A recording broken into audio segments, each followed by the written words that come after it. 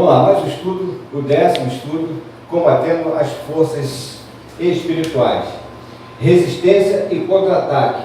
O jejum regular é o tópico que nós vamos abordar nesse tempo. Bom, vamos lá. Se não considerarmos os 40 dias que Moisés passou com Deus no Monte Sinai, onde ele miraculosamente não precisou de comer nem beber, não sabemos o certo quando ocorreu o primeiro jejum nas Escrituras. Se basearmos apenas no uso específico da palavra jejum, em hebraico, tissum, então foi como o rei Davi, quando ele jejuou para que Deus poupasse o seu filho, né, do adultério dele com Betseba, logo após ter sido avisado pelo profeta Natã que o menino que ele teve com a mulher do gentil Urias, heteu, cananeu, morreria como punição por ele ter quebrado o 7º mandamento da lei de Deus, que é o adultério, que adulterou com Betseba. Vamos lá. O objetivo de Davi com o jejum era que o Senhor, vendo o seu ato de contrição, tivesse misericórdia do rei, se arrependesse do que foi profetizado e não o punisse com a morte da criança. Deus, porém, não se deixou influenciar pela demonstração de arrependimento, contrição e humildade de Davi. E 7 dias depois da profecia de Natã, o bebê morreu. Correto? Então é o seguinte, o que a gente observou aqui? Davi fez um jejum, o filho estava doente, a fim de que o filho fosse curado por Deus. Era o filho de um pecado, o filho de um adultério, e nem por isso Deus atendeu. Não foi a resposta da busca de Davi. A gente precisa entender na nossa vida que não também é resposta, tá? É que a gente está muito acostumado com sim. A gente quer ouvir sim para tudo. E quando a gente ouve o não, a gente não gosta muito. Mas o não é necessário na nossa vida, diga-se de passagem, desde pequeno. Porque tem pai também que não fala não para o filho e mais tarde vai sofrer por conta disso. O não é uma frustração que temos que passar para amadurecer e crescer. Este episódio demonstra para nós o principal motivo que os servos de Deus jejuam. O próprio rei Davi nos explicou o que esperava como resultado do seu jejum. Quando a criança ainda vivia, jejuei e chorei, pois dizia: quem sabe se o Senhor não se compadecerá de mim, de modo que viva a criança. Está lá no livro de 2 Samuel 12, 22. E a resposta foi não. Grandes homens e mulheres de fé tinham e continuam tendo o jejum como um ato de sacrifício e adoração a Deus. Então, ainda temos crentes que jejuam, não muitos, né? Hoje é difícil você ver isso. Eu também discordo dessa questão quando a igreja quer trazer, forçar você no jejum. Acho que o jejum é um ato seu, um ato pessoal, né? A não ser quando a igreja tem um objetivo, um propósito, em massa, vamos jejuar aqui para que Deus possa abrir porta para a gente comprar esse terreno, comprar esse espaço. Aí acho que é uma coisa fundamentada, enfim. Mas o jejum também eu vejo muito como um lado pessoal, né? É você buscando ali a sua intimidade com Deus. Vamos lá. Nesta sequência da série que lida com a batalha espiritual entre as forças do bem e do mal, explicaremos como o jejum regular pode e deve ser utilizado como uma poderosa arma de resistência e contra-ataque pelos guerreiros do Senhor. Por séculos, nós, o povo de Deus, utilizamos o jejum lado a lado com a oração, como meio de demonstrar ao Criador a necessidade que temos da sua intervenção em todos os problemas que diariamente enfrentamos. Então, quer dizer, é uma das armas também que Deus nos apresenta, o jejum. O jejum também é uma arma. O jejum, ele vai nos capacitar a ter uma sensibilidade de ouvir uma direção, algo específico de Deus. É quando você se dedica em busca de uma situação. Ok? Vamos lá. Diferentemente da oração, o jejum é um ato de sacrifício. Todos os tipos de jejum estão ligados ao sacrifício pessoal. Aliás, este, possivelmente, o tipo de sacrifício mais pessoal que alguém pode oferecer ao Senhor, uma vez que os efeitos são sentidos no próprio corpo e mente. Bom, quero falar um pouquinho sobre o sacrifício. Essa questão do sacrifício aqui não é aquele sacrifício vicário da morte de Cristo, não tem nada a ver. É um sacrifício pessoal. É quando você vai se abster de um alimento, ok? Talvez tem gente que faz jejum de tanta coisa, né?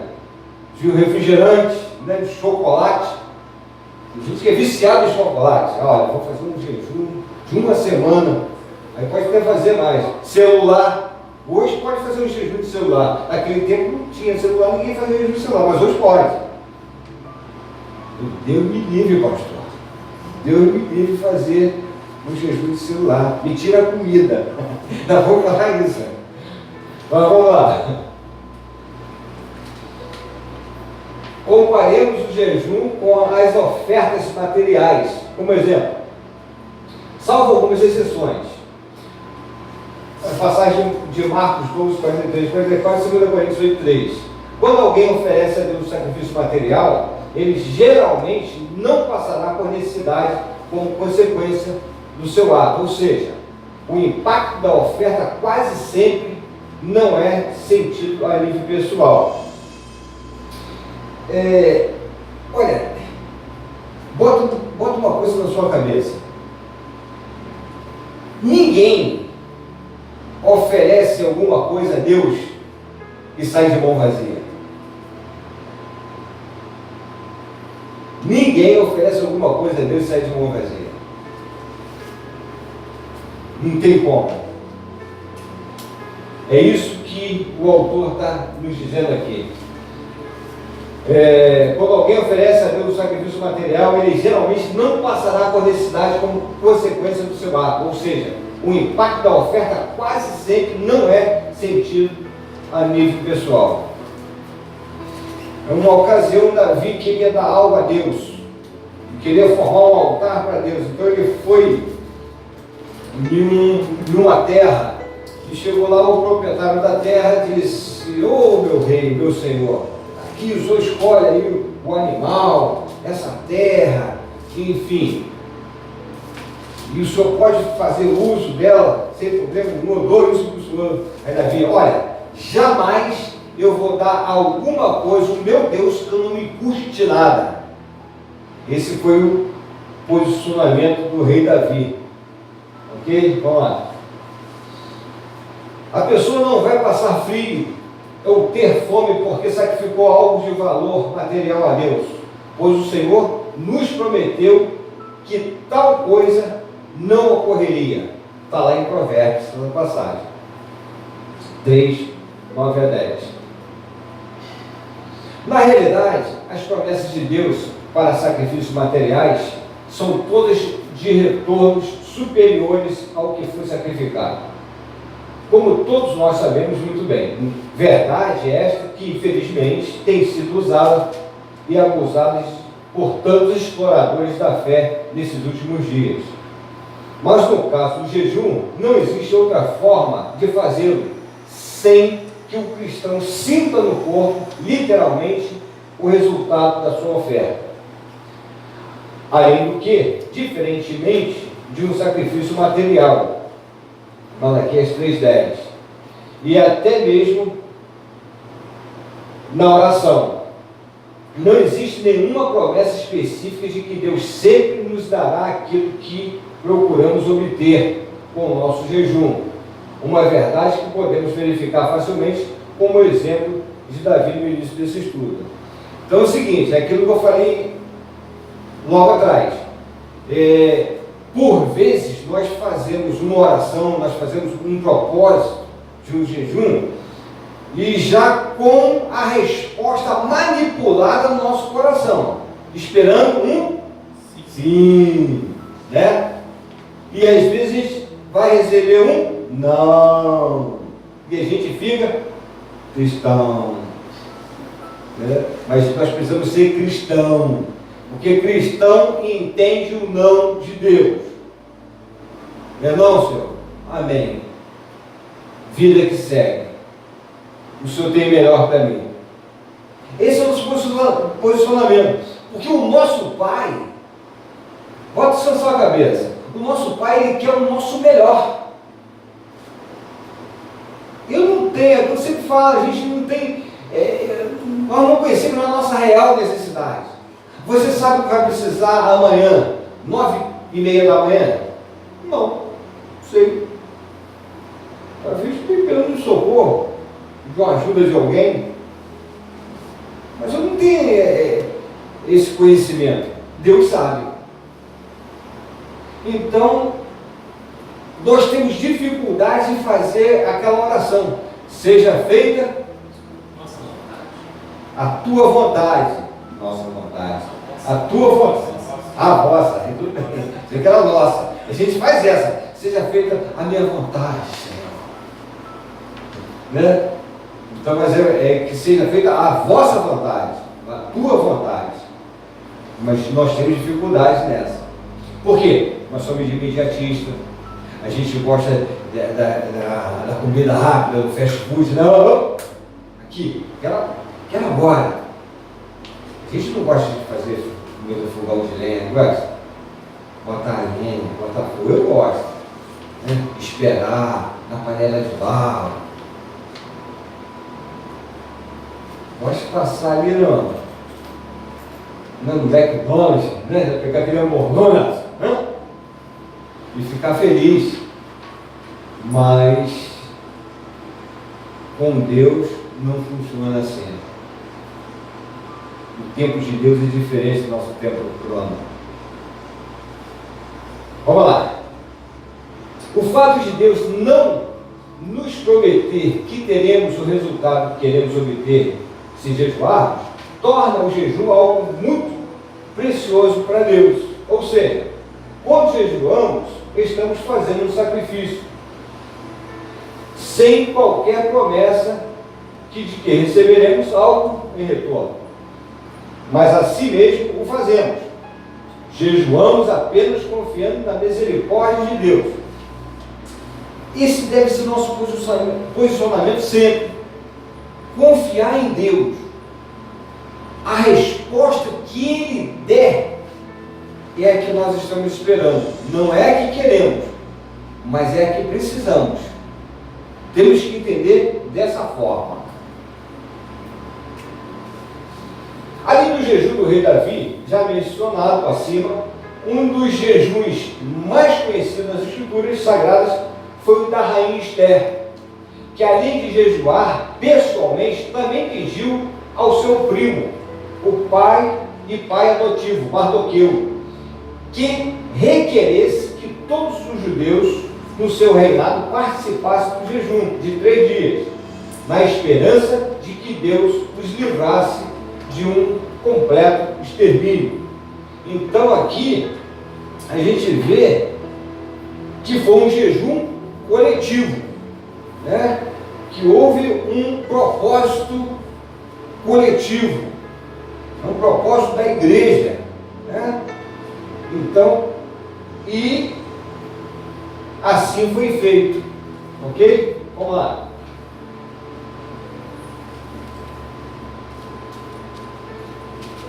No caso de Esther, Deus se compadeceu do povo e respondeu de uma forma positiva ao seu pedido, poupando a nação de Israel de um grande massacre e castigando o seu inimigo com um enforcamento. Nota, ainda que o jejum foi, obviamente, direcionado ao Senhor, o livro de Esté é um dos 2 livros da Bíblia que não menciona Deus por nome, apenas implicitamente. O outro livro é o Cantares de Salomão. Então esses livros não mencionam o nome de Deus. Tá? São os 2 livros da Bíblia. Quais são? Esté e Cantares. Vamos lá. Até aqui temos falado do jejum objetivado, ou seja, o jejum que possui um alvo específico. Este estudo, porém, foca mais no jejum regular. Se o jejum objetivado procura uma bênção específica de Deus, o jejum regular procura a interferência do Senhor em todas as áreas da nossa vida, mas de uma forma especial no direcionamento. São jejuns diferentes, mas que podem ser combinados quando a situação requerer. Para o guerreiro do Senhor, que diariamente tem que enfrentar os ataques das forças do mal, o jejum regular deve fazer parte do seu arsenal. Então, queridos, não abram mão do jejum. Não tem tempo, não tem momento. Vou fazer uma vez por semana, fazer uma vez por mês. Sei. É você que vê a sua necessidade ou disponibilidade para isso. E se você pode fazer isso. Beleza? Isso é importante. Vamos lá. Temos alguns bons exemplos do uso do jejum regular na palavra de Deus. Um deles vem da profetisa Ana, que morava no templo de Jerusalém, chamando e jejuando ao Senhor regularmente. Esta serva de Deus, já idosa, é um grande exemplo de alguém que verdadeiramente abandonou tudo neste mundo para se dedicar somente ao Pai.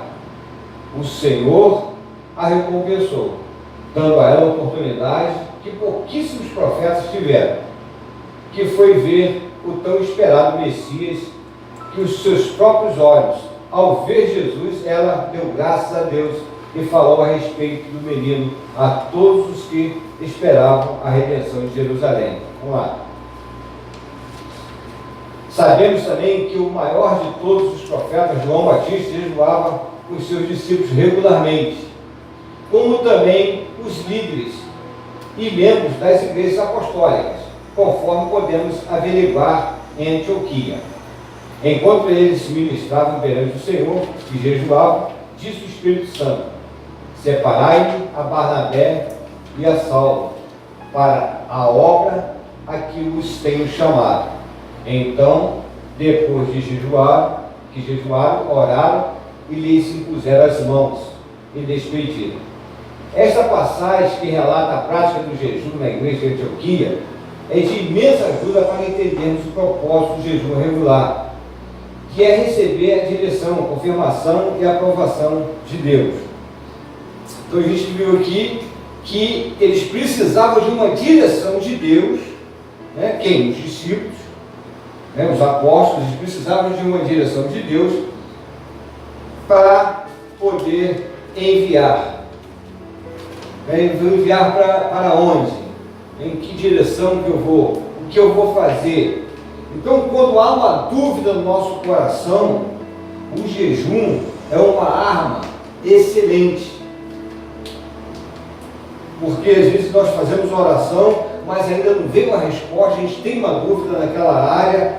Então é importante que a gente traga também para essa esfera da oração o jejum. Porque certamente Deus vai dar uma direção específica ali, vai nos orientar em que sentido seguir. Amém? Vamos lá. Notemos que o jejum desses livros foi mencionado 2 vezes antes e depois da revelação do Senhor. O jejum, unido às orações dos irmãos, foram agradáveis a Deus e o Senhor respondeu primeiramente os direcionando quanto à sua vontade: separai-me a Barnabé e a Saulo para a obra a que os tenho chamado. Quantas vezes expressamos o desejo de saber qual é a vontade de Deus na nossa vida? Temos muitas ideias, temos muitas possibilidades e gostaríamos de seguir no caminho que sabemos ser aquele que tem a aprovação de Deus. Mas nos falta este conhecimento. O jejum regular complementa a oração quando procuramos obter de Deus a sabedoria que tanto almejamos. Então, quer dizer, é importantíssimo a oração, com esse conjunto com o jejum. É onde nós apresentamos algo a Deus, e quando Deus traz a resposta e direção ou confirmação daquilo que nós estamos buscando. Isso é importante. A gente, por vezes, nós temos dificuldade em escolha, por exemplo, tomar de decisão. Tomar de decisão e escolha são coisas que a gente precisa refletir, analisar, para não se precipitar, porque por vezes nós damos passos afoitos, passos imediatistas e erramos, falhamos, porque nós vamos no nosso impulso, vamos na força do nosso braço e não retardamos a nossa pressa com a paciência de buscar em Deus uma resposta e uma orientação. Isso é importantíssimo para a nossa vida, já que não conseguimos fazer nada sozinhos. Sem mim, nada podeis fazer, disse nosso Senhor Jesus Cristo. Ao que nos parece, porém, os santos de Antioquia não ficaram satisfeitos somente com a revelação de Deus, e desejaram uma confirmação de que o que ouviram vinha realmente do Senhor. Isto não é de se surpreender, pois a responsabilidade que estavam para fazer era grande. Afinal, Paulo e Barnabé eram dois dos mestres e profetas da igreja. E embora, obviamente, preferissem manter a dupla na congregação local, estavam dispostos a enviá-los como missionários, mas somente se não tivessem dúvidas quanto à vontade de Deus sobre o plano. Olha só a responsabilidade, Aqui você vê que os apóstolos tinham essa responsabilidade, sabiam que os camaradas eram realmente as pessoas mais indicadas para o projeto, para o trabalho, mas mesmo assim eles temiam que isso não fosse da vontade de Deus. Então, eles fizeram esse propósito para ouvir de Deus uma direção. Essa paciência que nós temos que ter na nossa vida, por vezes. Eu sei que nós vivemos um sistema que a gente quer tudo para ontem, mas isso não é o ideal. O ideal é nós pararmos, analisarmos a situação e buscar uma direção de Deus. Certamente, quando nós buscamos em Deus uma direção, nós não vamos nos arrepender. Okay? Seguiram jejuando e orando, e somente nos enviaram ao campo missionário quando sentiram a paz necessária, confirmando que de fato o plano vinha de Deus, e não dos homens, e tendo a garantia da proteção de Deus na missão de Paulo e Barnabé, então, depois que jejuaram, oraram e lhe impuseram as mãos, os despediram. Olha só, hein? Então, como é que vem essa confirmação até nós? Ela vem com a paz. Quando você vai tomar uma decisão, você orou, você jejuou, você pode experimentar a paz de Deus. Está confortável, não tem dúvida, Você não está fazendo aquilo de uma forma displicente. Você está fazendo aquilo com paz. Tudo em paz. Tem que dar certo. Não tem como dar errado um negócio desse. Você chamou Deus para o centro do seu negócio. O tempo todo você está compartilhando com Ele. Momentos que você não teve essa segurança, que ainda gerou uma dúvida no seu coração, você fez um jejum, fez um propósito, aí vem a resposta: vai, meu filho, vai dar tudo certo. Pode fazer isso que vai dar certo. E assim os apóstolos fizeram, dando essa grande dica para a gente nesse tempo chamado hoje. Vamos lá. Muitos cristãos agem precipitadamente quando pedem a Deus por direção, levados pelos desejos do próprio coração. Se deixam influenciar pelo inimigo e rapidamente deduzem que aquilo que querem fazer possui a aprovação do Senhor, apenas para descobrirem, às vezes tarde demais, e na realidade optaram pelos seus próprios desejos e não os de Deus. É isso que acabamos de falar, né? Vamos lá. Assim, como os irmãos da igreja de Antioquia, devemos orar e jejuar mesmo após sentirmos o desejo do Senhor, que o desejo do Senhor foi revelado, pois assim o fazendo, mostramos ao Pai que realmente valorizamos os seus desejos acima do nosso e que queremos ter a certeza de que a voz que ouvimos foi realmente dele e não a nossa própria, e definitivamente que não foi a voz do inimigo. Grandes homens e mulheres de fé tinham e continuam tendo o jejum como um ato de sacrifício e adoração a Deus, normal no dia a dia, procurando continuamente pelo seu direcionamento. Olha só, nesse texto que nós lemos aqui, como que o inimigo ele é sujo. Nós estamos falando de batalha espiritual, né? Olha só, talvez nós oramos e já veio uma resposta repentina no nosso coração. Poxa, é a resposta de Deus, né? E nós não aprofundamos naquilo para ter uma confirmação, para ver se é de Deus mesmo. É isso que ele está dizendo. Então, já houve mas o seguinte, vamos fazer um jejum para confirmar, ver se é mesmo? Porque se for de Deus não vai mudar, vai? Não muda. Então, é o momento que a gente intensifica fogos no alvo, no objetivo, para poder ter uma certeza, para que Deus possa ratificar aquela situação no nosso coração, com a paz dele que excede todo entendimento. Vamos lá. Aviso: por motivo de saúde, nem todos podem jejuar.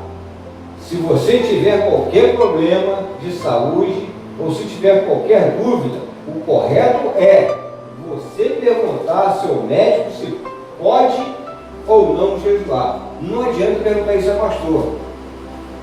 O pastor vai falar: não, jejua sim. Entendeu? Tem que perguntar ao médico, para depois também não botar nas contas do pastor. Poxa, estou com uma gastrite, não sei o quê, minha diabetes não sei for para onde. Já tem um aviso aqui para isso. Entendeu? Vamos lá. Embora não tenhamos na Bíblia uma lista detalhada do que consiste, entendemos que jejum é não ingerir alimentos, não comer alimentos sólidos e não beber alimentos líquidos como leite, suco, café, batidos, etc., por um tempo determinado. Evidências sugerem que na maioria dos jejuns bíblicos a pessoa bebia água, uma vez que a água não é alimento. A experiência de Moisés no Sinai menciona a água, mas não foi chamada de jejum, nem por ele, nem por qualquer outro autor da Bíblia. pois creio que ele só conseguiu ficar sem água por 40 dias, porque estava na presença de Deus. O relato de Esdras, no retorno dos exilados a Jerusalém, também menciona a água, mas provavelmente foi um jejum bem curto. O nosso maior exemplo, o jejum de Jesus no deserto, foi apenas de alimento. Mas se alguém quiser ser contencioso sobre este ponto, não encontrará oposição da minha parte. Bom, muitas pessoas usam água, né? Pelo menos é uma forma de se hidratar no jejum. Ele não está. Água mata a fome, sim ou não? Mata. Não mata, né? Hã?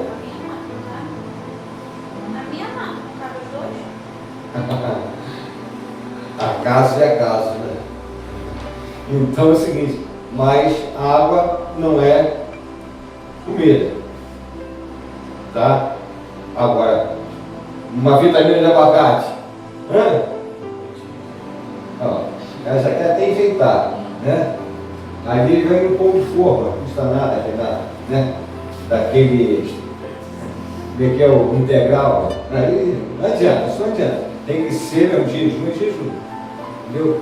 Você está indo no propósito, se você segurar sem água, fica sem água. Entendeu? Tranquilo. Um tempo você que vai estabelecer. Você está preparado para fazer 6 horas, 12 horas? Eu acredito que você tem que começar a exercitar isso aí. Né? Não de uma forma radical. Né? Vamos ficar logo 24 horas. Aí, você que sabe. Vamos lá. O melhor é jejuar em um dia que você possa ficar em casa, como eu falei antes. Se for possível e for perto, e sempre bom ir meditar em um local onde for tranquilo e de bela natureza. Neste dia, lê a Bíblia e ore mais do que normalmente você faz. Fale com o Senhor especificamente sobre tudo aquilo que tem lhe preocupado, sobre todas as suas lutas nesta batalha contra as forças do mal. Entendeu? Então é um momento de você e Deus. Então, que seja um momento que ninguém vai tirar a sua atenção daquele tempo, né? Se for um local agradável, junto com a natureza, você tem que saber o que é melhor para você, né? Tem gente que faz o jejum arrumando a casa, lavando louça, lavando roupa, está no jejum, bota o rádio lá no louvor. Então cada um vai se estabilizar da melhor forma possível, ok? Desde que haja abstinência do alimento. Peça a Deus que lhe mostre em que áreas da sua vida você pode mudar para que Ele se agrade ainda mais do seu modo de viver. Eu sempre peço ao Senhor que me faça ficar mais parecido com Jesus, amar mais as pessoas, saber como orar, que a gente não sabe orar, ter mais sabedoria, saber controlar a minha boca, né? Tem gente que esquece que tem uma grade, que é os dentes, né? Língua, né? Peçonha, fala demais, fofoca, enfim, tem que ver isso aí. Então pede isso aí no jejum, meu irmão. Jejum quebra a fofoca, né? Mais humildade, mais confiança em Deus, né? Pedir Deus de perdoar a incredulidade dele, é algo muito importante. Peça ao Senhor que Ele se revele mais para você, que Ele lhe abra os olhos para você enxergar mais a realidade da vida. Peça que Ele lhe revele coisas espirituais, tal qual nos prometeu em Jeremias: clama a mim e responder-te-ei e anunciar-te-ei grandes coisas e insondáveis que não sabes, espero te ver no céu. Marcos assim. Então, o jejum serve para isso. Às vezes nós temos uma deficiência. Às vezes tem gente que não consegue guardar um segredo. Tem gente que não consegue guardar um segredo. Né? Tem gente que não consegue. Não vou ficar, eu fico incomodado. Eu não tenho que contar isso com alguém. Alguém te procurou para confidenciar algo, gente. Isso é raro hoje. Então, quando alguém te procura para abrir o coração, ele poderia procurar 50 pessoas, mas procurou você. Então você tem que ser sincero e fiel e ouvir e ficar ali, compartilhar. Não é abrir nada daquilo que foi colocado. Então, se você tem às vezes a pessoa pensa: não consigo. Então, faz um jejum, pede a Deus para esse Senhor. Faz eu controlar a minha língua, né? Sei lá, cada um tem suas dificuldades, cada um tem suas fraquezas, cada um tem suas mazelas. Então o jejum serve para isso. A oração e o jejum, ele vai te fazer resistente nessa área, para que o inimigo não possa, né, adentrar por essa brecha na sua vida. Ok? E aqui a gente termina mais um estudo de batalha espiritual contra as forças do mal. Te espero te ver no próximo estudo.